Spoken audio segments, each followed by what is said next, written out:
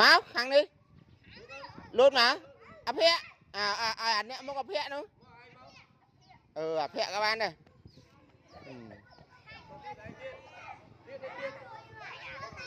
tiết cho tiết anh đi từ cào từ chua cào từ tầm răng chua cào kia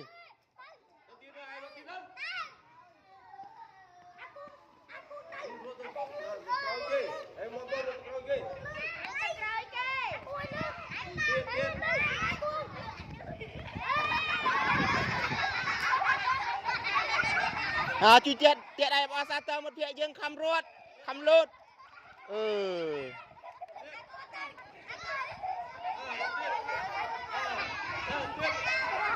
mà tiết anh đi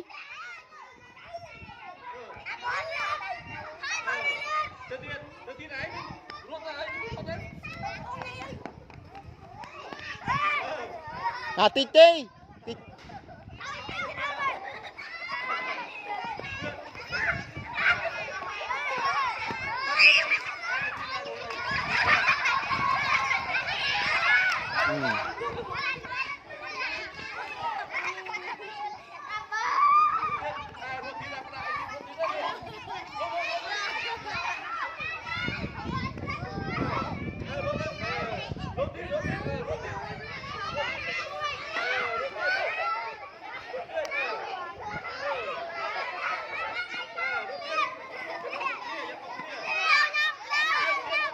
dừng lột hay